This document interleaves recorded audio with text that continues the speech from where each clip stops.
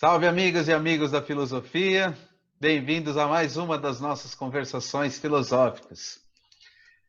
Hoje eu vou conversar com o Paulo Vieira Neto. Eu vou começar com uma pergunta sobre a situação que a gente está vivendo, uma coisa bem atual que vem se agravando, né? Começou esse ano aqui com os ataques à academia e mais especificamente à filosofia. Como é que você está vendo essa situação? Você acha que o que você acha que os filósofos, professores de filosofia poderiam fazer nesse contexto? Olha, nós estamos fazendo, se você prestar atenção nas falas do ministro, você percebe que ele nos confunde uma coisa vaga, que ele chama de socialismo, que é meio um delírio paranoico da cabeça dele, contra a qual ele age. Né? Esse socialismo ele envolve tanto a ciência quanto a filosofia, ou quanto qualquer coisa que tenha uma opinião que seja diferente da opinião dele. Quer dizer, ele tem lá uma pauta ideológica muito, muito grave, e ele lida com a educação através dessa pauta. Eu acho que a nossa própria existência, a nossa competência, o fato de que as universidades públicas são excelentes mesmo, que elas produzem pesquisa, que elas formam milhares de pessoas, que elas estão atendendo uma camada da população que não é mais a camada privilegiada, pura e simplesmente, está incluindo pessoas, tudo isso daí é um tapa na cara dessa política, é o nosso contragolpe a ele. Né? Nós somos reais, nós existimos e nós fazemos nosso trabalho bem feito. E isso nós estamos fazendo. Né? Agora, o que me assusta é o fato da opinião pública acolher esse tipo de obscurantismo de uma certa maneira. E o fato de que em algumas camadas da população esse obscurantismo encontre alguma ressonância. Isso é uma questão política grave que a gente tem que pensar e tem que tentar resolver daqui para frente. Mas eu acho que a universidade conseguiu superar, ela mostrou a força dela diante da crise. Tá? Ela foi pressionada de todas as formas, com corte de verba, ela foi pressionada com terror burocrático, de todas as formas que você possa imaginar. E ela deu as respostas mais fortes que ela pôde dar. A principal é que ela continua existindo e funcionando bem. Tá? Funcionando bem, eu quero dizer, nós podíamos estar funcionando melhor, é óbvio. Nós podíamos estar com uma situação menos tensa, é óbvio também. E, aliás, deveria ser esse o caso, se nós tivéssemos diante de nós uma boa administração no Ministério da Educação. Nós não temos. Né? E, portanto, nós temos um monte de problemas. Mas nós conseguimos responder esses problemas nos mantendo existentes, funcionando e fazendo o nosso serviço com a mesma excelência que a gente sempre fez. Uhum. E emendando essa pergunta, tem uma outra coisa que eu queria te perguntar com relação também à filosofia em âmbito nacional, que é o seguinte: eu pelo menos percebo, e alguns concordariam comigo, que há certos enfrentamentos, ou mesmo até um certo silêncio na produção filosófica nacional. Não nacional no sentido de um nacionalismo, mas a que é feita aqui, de norte a sul. Eu, por exemplo, dou aula no norte, estudei em São Paulo, né, passei em outros lugares, em eventos, tenho colegas, e é raro a gente ver um colega lendo o outro, citando o outro. Às vezes ele prefere ler um autor que nem é um grande autor, né, de fora, porque escreveu em outra língua numa universidade conceituada. Você acha que isso talvez tenha contribuído para um enfraquecimento da, vamos chamar de categoria dos filósofos, professores de filosofia no Brasil? Não, eu acho que isso especificamente, não. Não que isso não seja um problema, você tem razão de reclamar disso. Eu acho que isso é um problema da área, mas não da área para fora. Quer dizer, a maneira como nós afetamos e como nós somos lidos pelos sociólogos, pelos cientistas da natureza e tal, ela não passa por esse nosso hábito de não levar em consideração a produção local. Né? A gente deixa a produção local passar batido. Eu acho que a gente estava construindo esse sistema, eu acho que a gente ainda tem isso no horizonte, mas evidentemente essa crise toda pôs essa tendência em xeque. Nós vamos ver agora qual vai ser o resultado para a distribuição da nossa produção e para para, digamos assim, circulação da nossa produção filosófica, o resultado dessa mudança nas agências de financiamento, dessa mudança de postura do governo federal. Agora, por outro lado, se você pensar bem, eles fizeram um enorme favor para nós, porque nunca se pensou tanto, nem se falou tanto de filosofia, de sociologia, quando eles começaram a nos proibir, nós nos tornamos um objeto de desejo também, à medida que nós somos proibidos, na medida que nós somos quase censurados, na verdade. Porque essa é a ideia. O Weintraub acha que nós somos um bando de loucos que não fazemos nada. Nós temos uma produção enorme, diga-se de passagem, as pós-graduações agora todas do país estão fazendo lá o inventário dessa produção para avaliação dos programas. Quer dizer, nós temos dados mostrando que isso é assim, né? E de uma excelente qualidade, uma qualidade muito boa. Infelizmente, você tem razão em um ponto, mas eu acho que isso não afeta o ministro, ele nem sequer deve saber disso. Nós lemos muito pouco uns aos outros. Nós temos um sistema de formação de escola que ainda é muito dependente das modas que vêm do exterior. E muito com os pés e os olhos fincados em outra região. Né? Aí os meus colegas analíticos vão gostar da filosofia anglofônica, os meus colegas que gostam do Deleuze vão pegar a filosofia francesa, mas a gente pega pouco a nossa escola local e troca poucos textos entre si. Isso é verdade. Não enfraqueceu a nossa área, mas não é o ponto forte dela, e eu acho que a gente vai ter que investir nisso com o tempo para que a gente possa fortalecer a área, porque a nossa tarefa daqui para frente vai ser essa. Se a filosofia quiser continuar existindo, nós vamos daqui a pouco enfrentar um problema de existência mesmo, a gente vai ter que reforçar todas essas coisas aí e rever uma série de hábitos nossos. Mas, de qualquer maneira, eu ainda defendo a nossa produtividade. Eu acho até que em alguns momentos ela chega a ser exagerada. Né? Eu acho que nós poderíamos maneirar e pensar mais em qualidade e menos em quantidade. Mas a nossa área funciona bem. Esse hábito nosso maluco de gostar mais do que vem de fora, né, talvez seja o problema que ainda atrapalha a circulação dessa produção. E também, uma certa coisa maluca, a gente se sente constrangido, às vezes, em pegar as próprias coisas e divulgar, ou pegar de colegas e divulgar, e criar elos que parecem pessoais, que parecem... Nós ainda não temos uma prática que transforme isso numa espécie de costume acadêmico naturalizado. Né? Eu acho que nós vamos ter que dar conta disso, sim.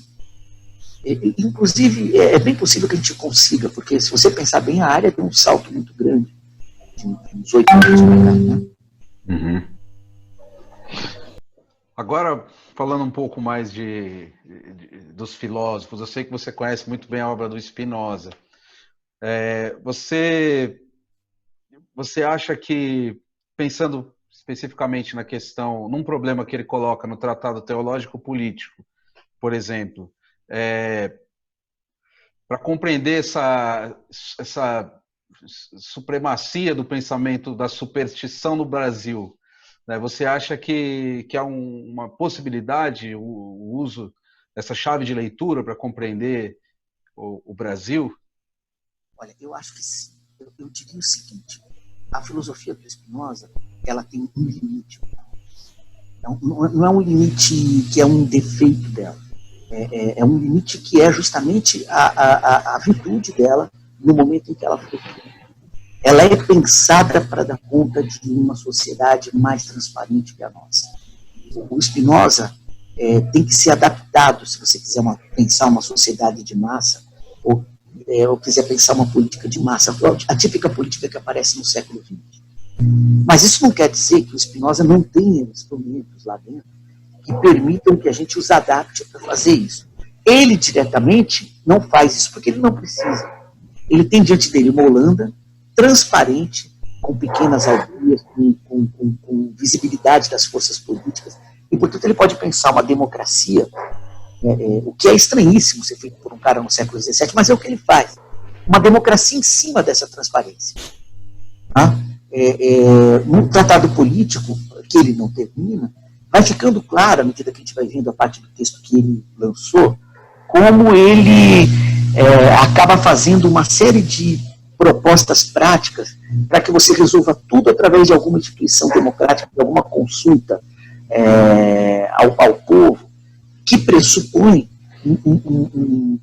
essa transparência da sociabilidade, da sociedade holandesa. Eu não estou dizendo que ela não tivesse desigualdades, eu não estou dizendo que ela não tivesse conflitos e tensões. Aliás, ela tinha tudo isso porque ela tinha muita desigualdade e muitos conflitos. Mas a ideia de uma sociedade de massa não está ainda presente ali. Então, eu acho que sim, eu acho que o Spinoza tocou num ponto fundamental. Ele tocou na maneira como existe uma certa alienação massiva, uma certa alienação constante, que se expressa por certos lugares comuns. Né? É uma alienação que coloca as pessoas para fora da política em nome de certos valores que acabam se tornando comuns. A superstição é, digamos assim, um resumo, a palavra que resume uma série dessas formas de alienação que jogam as pessoas para fora do espaço político em nome de algum valor construído, é óbvio, ou de uma forma pensada, ou com um cálculo consciente para isso, ou por puro e simples costume. Quer dizer, para o Spinoza não é o caso a gente pensar que os supersticiosos são também conspiradores. Eles podem, inclusive, acreditar piamente naquilo que constitui a superstição deles, sem um cálculo político por trás disso. O fato, no entanto, é que se você vai ver o que acontece ali, você vai perceber que aquilo é um mecanismo social que esconde a exclusão da prática política para uma certa camada da população, para uma certa camada do povo, para uma certa camada da própria sociedade. Tá? O que está acontecendo no Brasil, a gente está vendo claramente como os mecanismos de exclusão social que eram comuns no país estão se reconstruindo sob essa forma supersticiosa o tempo todo. E ganharam agora uma nova forma. Ganharam novas roupagens por vários caminhos.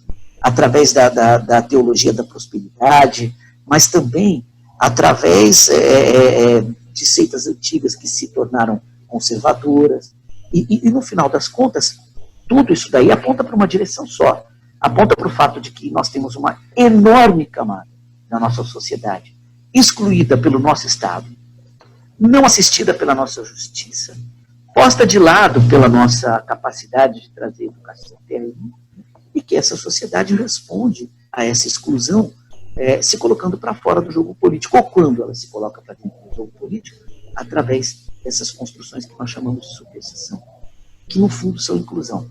Pensa o seguinte, a gente dá uma bronca na teologia da prosperidade, mas até que ponto o fato de uma pessoa que chegava bêbada em casa venha a parar de chegar bêbado em casa e bater na mulher, porque foi convertido para uma coisa dessas, não é uma solução para o tipo de vida que essas pessoas estavam levando antes que isso acontecesse. Não é uma coisa que desfaz um conflito social. Agora, veja só, a gente deveria ter desfeito esse conflito social como?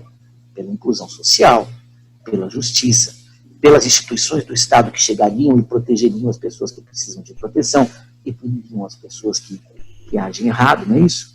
Mas, quando não tem esse tipo de instituição, bom, as outras forças tomam um lugar do Estado, e isso vai fazendo aparecer a superstição. Né?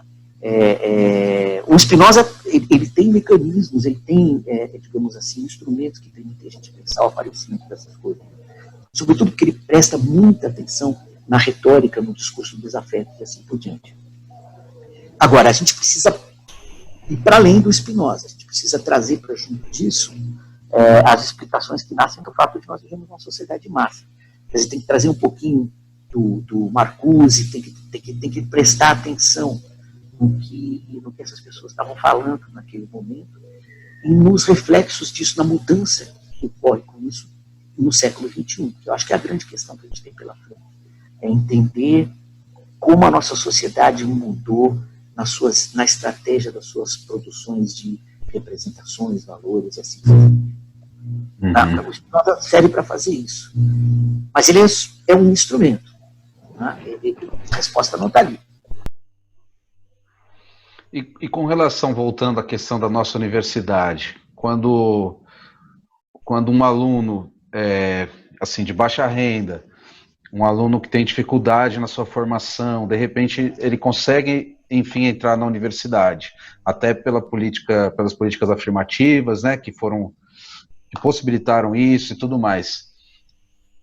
Não acaba ocorrendo um processo de estranhamento também, na medida em que ele se defronta com professores que não são da classe social dele, com autores, com colegas e tudo isso? Também você não vê isso como um processo que ainda está muito no começo, que o Brasil, com todas as suas desigualdades, né, um dos países mais desiguais do mundo,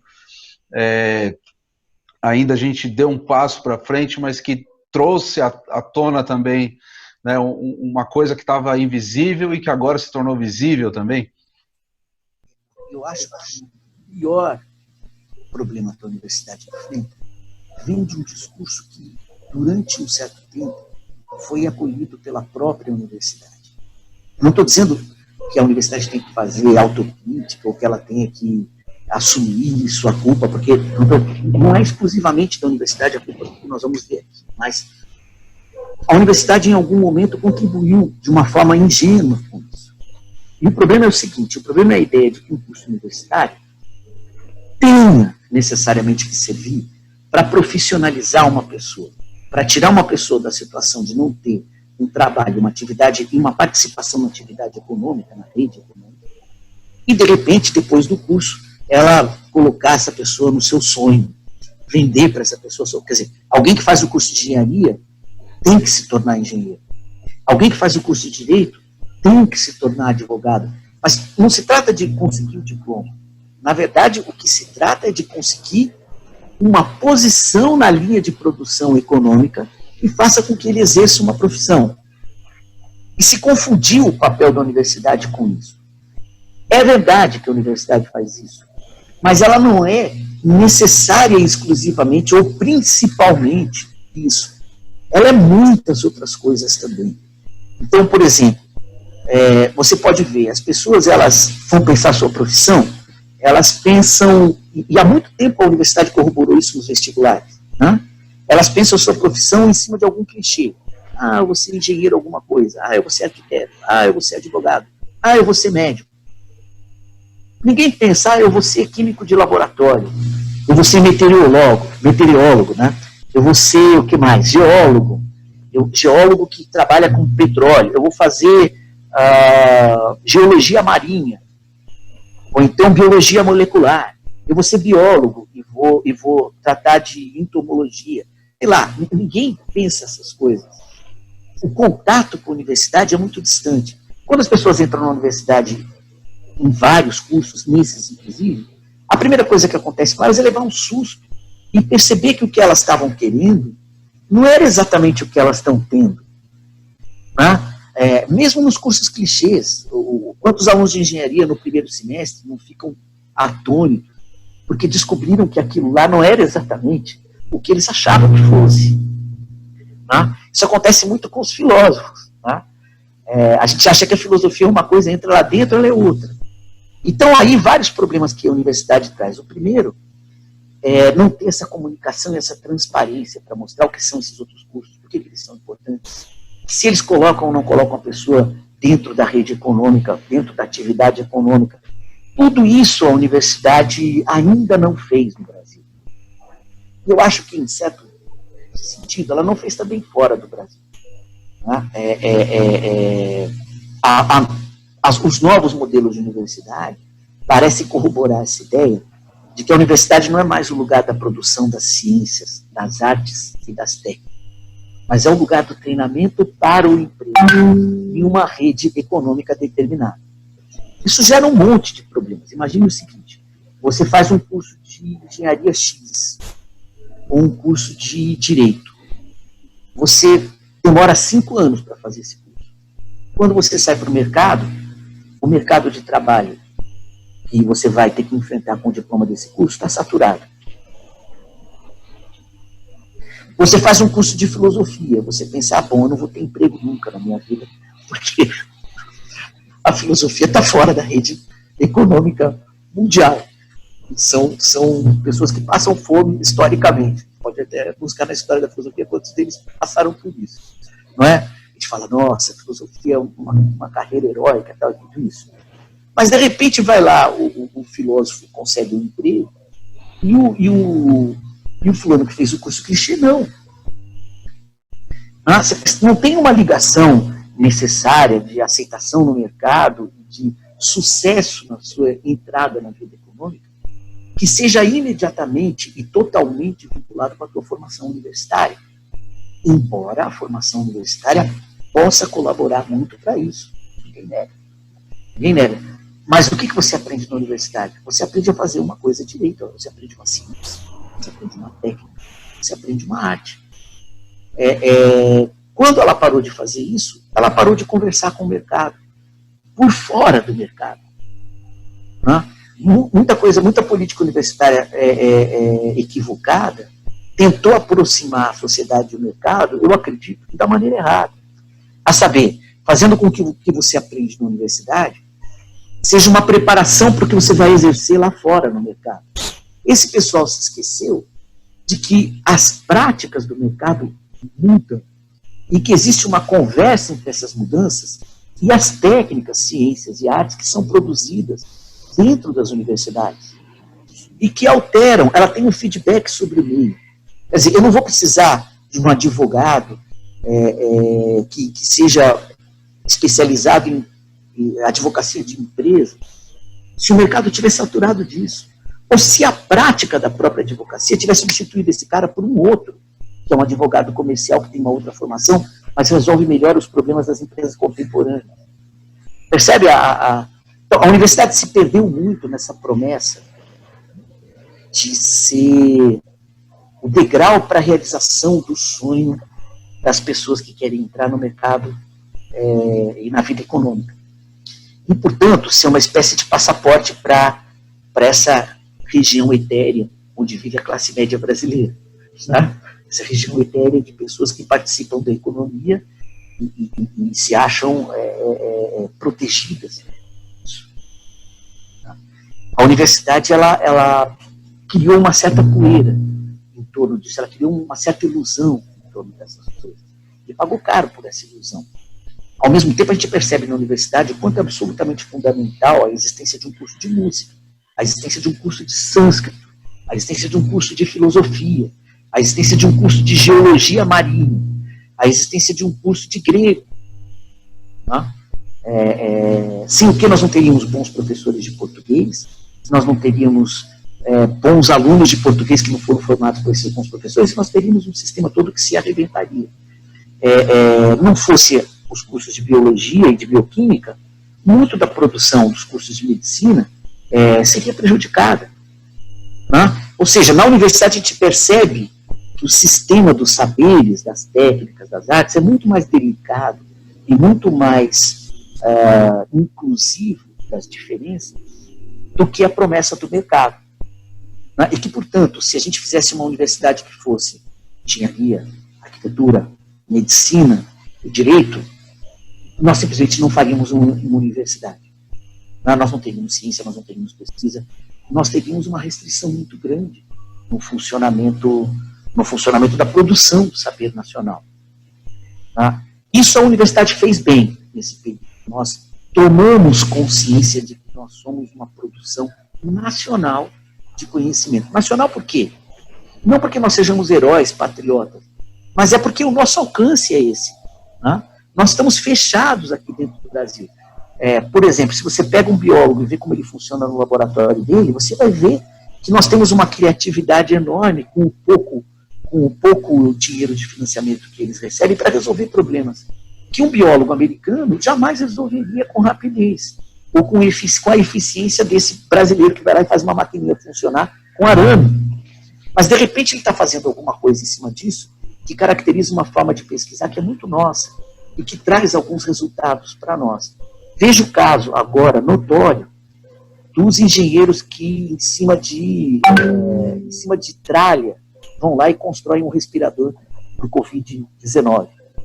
Mais barato do que aquele que está disponível na indústria. Isso é típica, claro que é uma coisa tipicamente nossa. Nós estamos acostumados a lidar com essas situações assim. E isso daí caracteriza um pouco também a nossa produção nacional. A gente brincava, o meu primeiro orientador brincava comigo dizendo, olha, não tente ser um filólogo em língua alemã, porque um cara de 18 anos sabe mais alemão que você, se você estudar os próximos 10. Basta ele ter nascido na Alemanha. O que você pode fazer é saber um pouco a língua, tirar proveito desse teu conhecimento técnico, mas não queira ultrapassar o teu limite. No fundo, ele estava dizendo para mim, você é brasileiro, você vai pegar os livros das bibliotecas brasileiras, você vai ter um acesso a essa formação como você tem aqui no Brasil. Então, ou você aprende a resolver os problemas com os teus dados concretos, com as tuas circunstâncias materiais, ou você vai ser o cara que sempre quis viver em outro lugar e não viveu porque não tinha dinheiro para isso. E não foi fazer outra coisa da vida. Tá? Eu não acreditei 100% no que ele disse. Até hoje eu tenho uma certa desconfiança disso. Mas tem um fundo de verdade aí que a gente precisa saber pensar. A gente precisa saber medir. A gente precisa entender como é que a Universidade Brasileira criou condições nacionais para que a gente produzisse um saber que é nosso e que é adaptado às nossas circunstâncias materiais. E que, portanto, coloca para a gente certas questões que são tipicamente nossas. E certas atitudes que são tipicamente nossas. Dificilmente você veria um filósofo francês criticando a diferença entre filósofos franceses e filósofos ingleses. Mas um brasileiro você vê fazendo isso. Por quê? Porque nós não somos nem franceses e nem ingleses. Então, de repente, essas duas coisas chegam para nós de fora e a gente compara. Normalmente, um filósofo formado em uma escola não faz essa comparação. Ele continua o percurso da sua escola. Nós que não temos escola, fazemos essas comparações, fazemos relações que não são exatamente comuns. Você pode ter aqui, de uma maneira muito estranha, um historiador da filosofia que se dedica à filosofia analítica, ou um analítico que conhece muito a história da filosofia e faz a nossa maneira. Isso para nós é completamente natural, porque nós não estamos vinculados àquelas escolas. O nosso jeito aqui de fazer filosofia nos dá um certo estilo, que eu acho que já dá para reconhecer, já dá para a gente perceber. E quais seriam, na sua opinião, os traços desse estilo, além de um ecletismo, enfim, de a gente poder absorver tudo? Olha, esse estilo está se desenhando, eu acho que a partir da universidade. Eu acho que a geração que chega à universidade para fazer filosofia, vinda do curso de medicina, do curso de direito, como eram as antigas gerações, ela simplesmente desapareceu completamente do horizonte, isso é puro fato histórico. E agora a filosofia é feita por alunos e professores de filosofia formados na universidade. Vamos fazer aqui uma observação importante. Na história da filosofia, nem sempre foi assim. O Descartes é um soldado mercenário. O Hume é advogado. Quer dizer, se você pegar os autores do século... O Leibniz é bibliotecário. Se você pegar os filósofos de um certo período da modernidade, eles estavam fora da universidade, em muitos casos importantes. É por isso que o Descartes briga com a filosofia da escola, que é qual? A filosofia da universidade. O Descartes é um filósofo anti-universitário. Ele briga com a escola. Ele não faz a filosofia da escola. E, embora ele seja depois um dos, digamos assim, super filósofos da formação escolar em filosofia moderna, ele, enquanto Descartes ali no século XVII, se distanciava da prática da filosofia acadêmica. Não era anti-acadêmico, isso é uma outra história. Nem faria sentido ele ser. mas da prática escolar da filosofia, em nome da nova ciência, da nova filosofia que ele estava ali fazendo. Né? Bom, eu estou dizendo isso para você por quê? Porque eu acho que agora, aqui no Brasil, nós temos uma geração de filósofos universitários. E como na universidade você tem uma característica do seu trabalho que é especial, você não dá todas as matérias, você dá aquela matéria. Você tem a formação de especialistas, de pessoas que dão aquela matéria e que escrevem sobre aquelas coisas, que normalmente são recortadas nos currículos universitários, epistemologia, filosofia da ciência, mas desse jeito, não daquele, nessa escola, não naquela. Mais ou menos como você dá as matérias da filosofia da ciência 2, né? Ou como você dá a matéria filosofia moderna 3, optativo. Você vai dar um autor ali que não é do cânone tradicional, mas é interessante. Né? Mas aí também você começa a escrever sobre isso. Isso tudo gerou, se você quiser, uma maneira técnica de fazer filosofia que já está consolidada, eu acho. Ela está consolidada entre nós. Ela buscou essa consolidação em vários projetos diferentes, projetos que vêm do Rio Grande do Sul, projetos que vêm de Minas Gerais, projetos que vêm de São Paulo, projetos que vêm de Pernambuco, projetos que vêm do Ceará, de vários lugares que já tinham produção filosófica e que acoplaram essa produção ao funcionamento das suas universidades locais. Nós temos, então, eu acho, uma filosofia técnica. Ela ultrapassou o momento de ser ensaística. É um mito que nós tenhamos uma produção filosófica ensaística hoje em dia no Brasil. Quem escreve ensaio? Os dialéticos, porque o ensaio é uma forma conveniente, a dialética. O ensaio, eu estou pensando aqui no modelo de ensaio adorniano, tá? Olhe lá. E um ou outro que se diverte com isso. O grande texto filosófico, o texto filosófico mais comum para todos nós, o gênero, é o artigo. É um texto escolar. É um texto demonstrativo que mostra que uma determinada questão se resolve de uma maneira e convence os seus leitores disso, né? Com argumentos que são de ordem técnica acadêmica. Você faz citações, você faz análises, você monta argumentos e você mostra resultados. É assim que a gente está fazendo. Né? E a grande maioria das pessoas faz isso. Mesmo porque os pareceristas de revista cobram isso. Né? Parece naturalizado a ideia de que o artigo é o gênero filosófico. Seria muito estranho, eu já tive colegas que fizeram isso, mas seria muito estranho hoje em dia você ver surgir com facilidade um cara fazendo um diálogo, ou um cara fazendo um texto irônico do tipo platônico, socrático, ou então um cara fazendo um texto seco, como o Aristóteles, ou se você quiser, você quer um exemplo do que não deve ser uma tese, o Tractatus do Wittgenstein. O tema da tese é a solução de todos os problemas filosóficos. Já não passaria na seleção. Depois não tem ali nenhuma nota de rodapé. Nenhuma nota de rodapé. Ele não cita ninguém. Ele não analisa nenhum texto. Tá? Ele vai fazendo aforismos.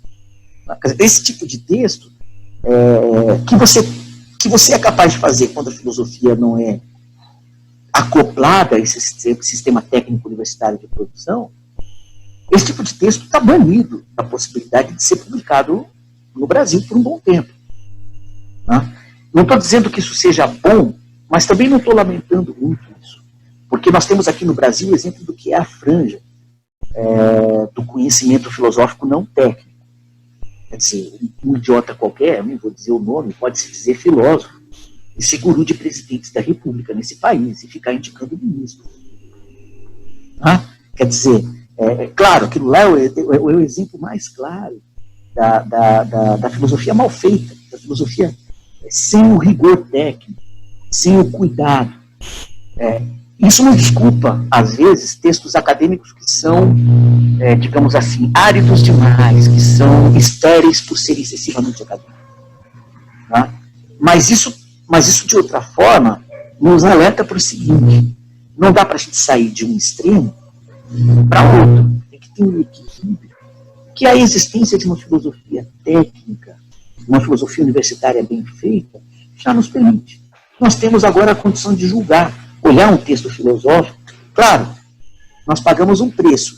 Nós não temos uma cultura filosófica que faz com que as pessoas, sem treinamento, já tenham um certo instinto para perceber quem é bom ou quem é mau.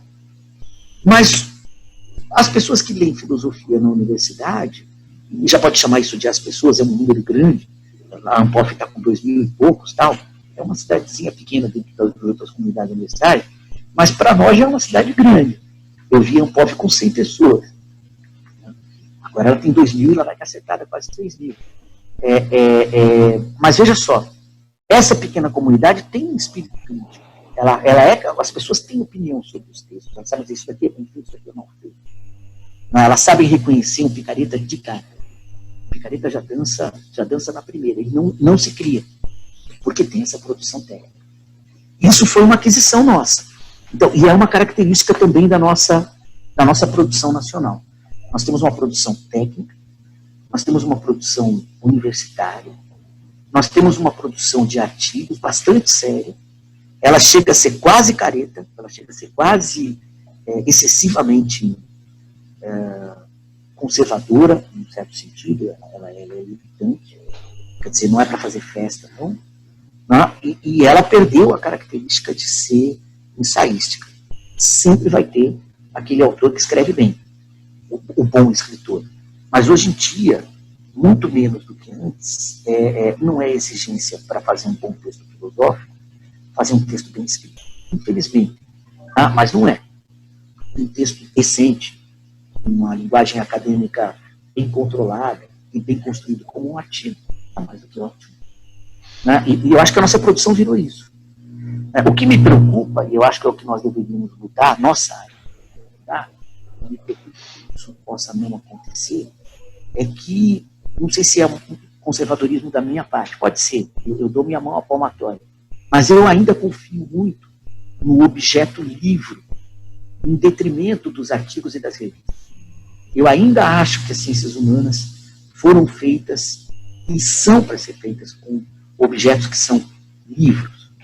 Não me importa se eles são eletrônicos ou se eles são impressos, não é nada disso.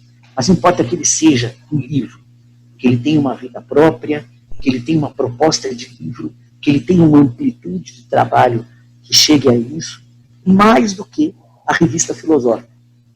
A revista filosófica, ela circula entre especialistas, né? Mas ela não é um objeto que você coloque na tua estante. Né? Você inclusive, é mais cômodo até você consultá-la na internet para pegar um artigo em separado. Né? A revista não tem a unidade orgânica do livro, nem a vida do livro. O livro que você gosta, o livro que você detesta, o livro com o qual você briga, o livro que você não leu, o livro que você tem que ler, mas que acaba nas ciências humanas sendo sempre o marco, digamos assim, o monumento de uma certa forma de pensar. Tá? Eu acho que nós estamos no meio a meio. Pelo que eu vi das últimas avaliações de programa, 50% da nossa produção é livro, 50% capítulo de livro, 50% é artigo. Eu acho que essa é uma vitória ruim do artigo como gênero. Não sou contra o artigo como gênero, mas acho que ele não deve ser predominante. Mas também é uma característica da nossa produção nacional. Você vê, ela é linha dura, ela é universitária. É isso. E com relação a um alargamento do público, porque eu faço um paralelo, por exemplo, com a literatura. O Antônio Cândido tem aquele livro famoso, Formação da Literatura, né? E lá ele fala que a literatura brasileira nasceu propriamente, e na concepção dele se emancipou da portuguesa quando se formou um público de leitores de literatura. E disso vieram também os críticos depois. Mas primeiro o público. E, bom, o Paulo Arantes tem uma tese, né, de que o público filosófico ainda não tinha nascido até a USP dos anos 60 e que lá seria um momento para isso acontecer, aí veio o golpe e tudo mais. Você pensa assim também? Eu sigo muito o Paulo nessas coisas até um certo ponto. Eu acho que teve uma história posterior a isso, que é uma história que tem que ser contada pela nossa geração, pela geração de vocês, que é essa expansão da filosofia para além desses limites nos quais o Paulo encontrou ela quando ele chegou para ver. Eu acho que o Paulo viu com muita precisão, com muita clareza o lugar onde ele estava, o que foi que aconteceu com ele, como estava a produção dele, dos alunos próximos dele. E ele ainda tem muita clareza para ver o que está acontecendo hoje em dia. Mas a história mudou. Eu acho que agora a gente tem uma filosofia universitária pela frente de uma forma que a gente não tinha nos anos 60. E não percebia que ia ter. Não tinha e não se dava conta de que ia ter. E agora a gente tem. Agora a gente tem concursos, por exemplo, com 30 candidatos doutores de boa qualidade sobre o mesmo tema. Quem participou de banca de concurso sabe o desastre que é isso. Você sai arrasado porque você percebe 30 pessoas boas e você tem que tomar uma decisão em uma banca que não é uma decisão entre uma coisa bem feita e uma coisa mal feita, mas é entre uma coisa bem feita e outra coisa bem feita. E aí você tem que ter um critério para diferenciar dentro dessas coisas bem feitas o que é que vai ficar no final, o que é que vai passar. Quem já pegou essas situações sabe como mudou a circunstância da produção filosófica e até da maneira como você chega a um emprego numa universidade aqui no Brasil. Quando eu fiz o meu concurso, eu tinha 3 amigos competindo na banca, 4 amigos competindo na banca. Nenhum de nós era doutor. Foi um concurso duro, foi um concurso bastante exigente, mas não chega aos pés de ser um concurso com 30 candidatos doutores, fazendo uma prova escrita. E todos eles com qualidade, todos eles bons. Esse estágio no qual a coisa chegou, é novo, é uma característica nova da nossa produção. E isso daí também já tem um certo eco na maneira como a gente julga os trabalhos. Quer dizer, nós não temos mais super-heróis filósofos, aquele super professor que escreve muito bem, nós não temos mais esses super-heróis. Nós temos gente trabalhando sério e honestamente sobre aquele assunto. E isso foi conquistado pelo desenvolvimento desse aparelho de pós-graduação que foi criado nos anos 60 e que fez com que a gente tivesse uma produção muito rigorosa mesmo, na nossa área. Isso é novo. Eu acho que isso daí ultrapassa um pouco o objeto do Paulo. Mesmo porque eu acho que ele eu não sei se ele está olhando para isso agora ele está aterrorizado olhando para o fim da cultura. O que toca num ponto que você estava chamando a atenção, que eu acho importante. A gente precisa discutir se essa conquista universitária do discurso filosófico pode virar uma intervenção cultural.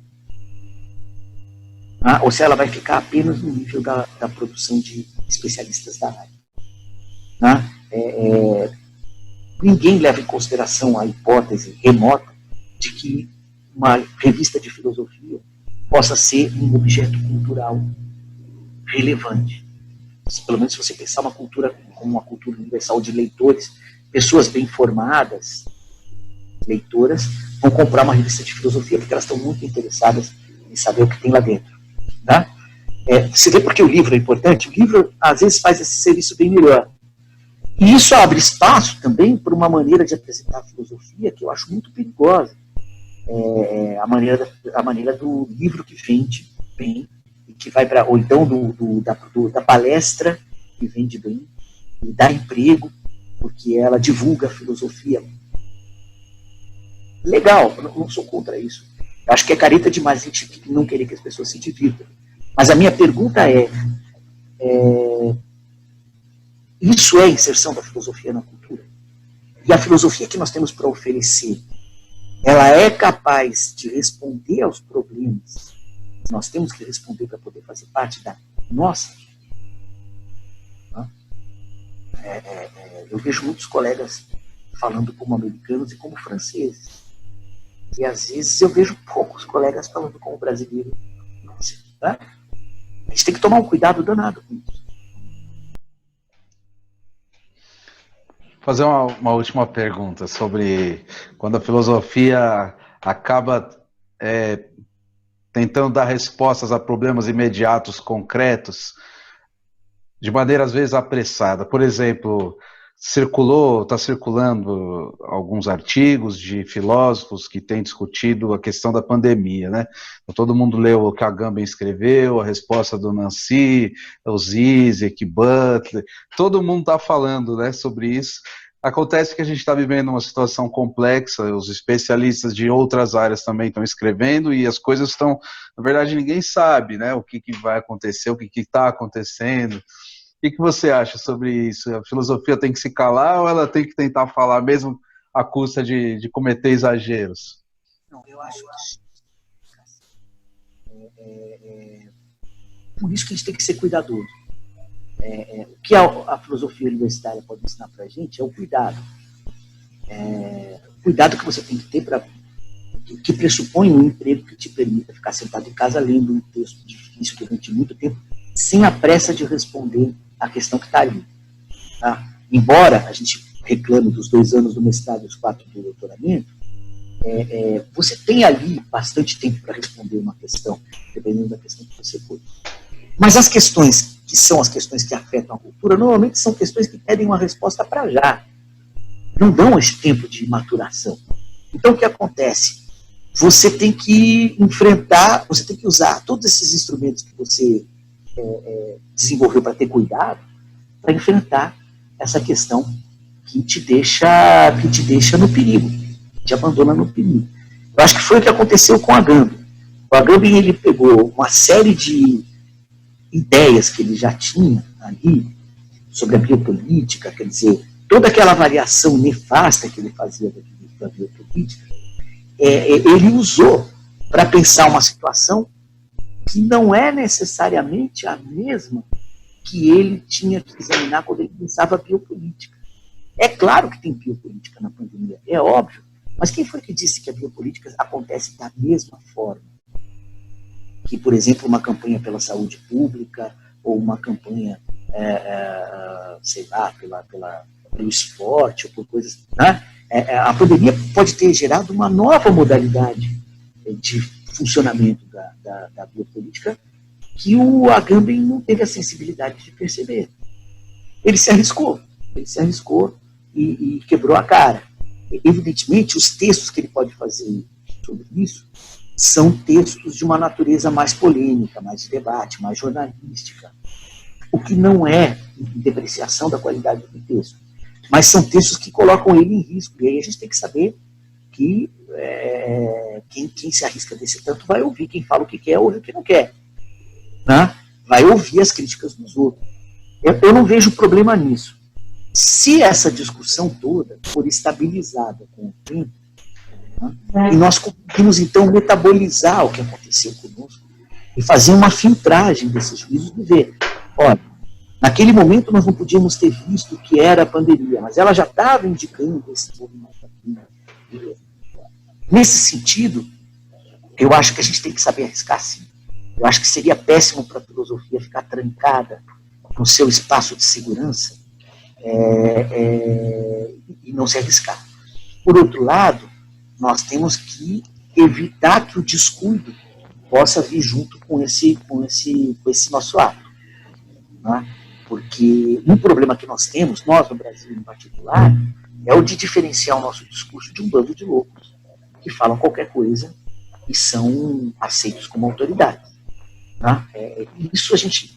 E aí, o fato do nosso discurso ser técnico e cuidadoso passa a significar alguma coisa. A gente tem que se arriscar e tem que ter controle. As duas coisas ao mesmo tempo. Tá certo. Bom, agradeço muito o aceite do convite, de falar aqui para o canal.